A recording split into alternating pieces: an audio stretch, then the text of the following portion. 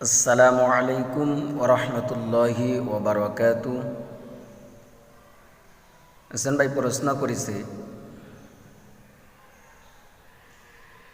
মুকিম শখস মুছাফিৰৰ পিছত নামাজ পঢ়িব পাৰিবনে? ইয়ানি মুছাফিৰ ইমামতি কৰিব পাৰিবনে প্ৰশ্ন কৰিছে। আৰু নাবালিগ বাচ্চা সফৰৰ হালতত যদি বালিগ হৈ যায়, এই বাচ্চা নামাজ কসৰ কৰিব না পুৰা নামাজ পড়িব প্ৰশ্ন কৰেছে।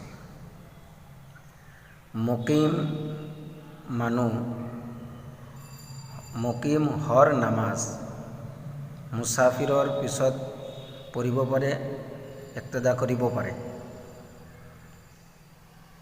মুছাফিৰ ইমাম যেতিয়া 2 ৰিকাত পঢ়ি পেলাই সালাম ফিৰাই দিব, মুকিম মুক্তাদি থিয় হৈ বাকি 2 ৰিকাত পঢ়িব। আৰু এই 2 ৰিকাতৰ ভিতৰত কিন্তু কেৰাতৰ হুকুম নহয়, কেৰাত নকৰিব। সিৰ্ফ আলহামদুৰ সূৰা পঢ়াতে যিমান সময় লাগে ইমানখানি সময় থিয় হৈ ৰুকু কৰিব, সেজদা কৰিব, বাকি 2 ৰিকাত পুৰা কৰিব। আৰু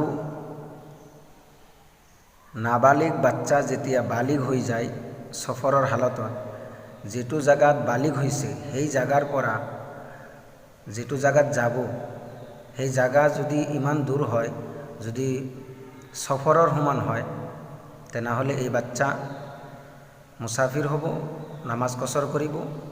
আৰু যদি সফৰৰ সমান দূৰী নহয়, যেটো জাগাৰ পৰা যেটো জাগাত বালিগ হৈছে আৰু যেটো জাগাত যাব, ইয়াৰ মাঝখানে দেখিব লাগিব যে এইখানি সফৰৰ সমান নেকি। যদি সফৰৰ সমান হয় তেনেহ'লে এই বাচ্চা মুছাফিৰ হ'ব, নামাজ কসৰ কৰিব। আৰু যদি নহয় তেনেহ'লে পুৰা নামাজ পঢ়িব।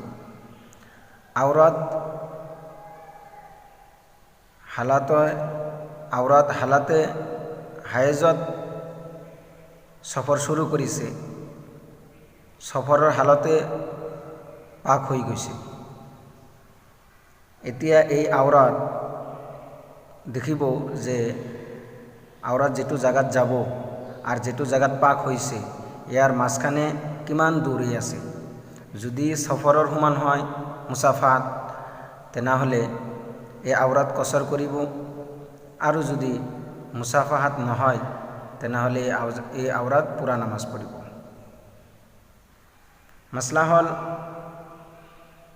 মুকিম মুছাফিৰৰ পিছত হৰ নামাজৰ ইক্তেদা কৰিব পাৰে।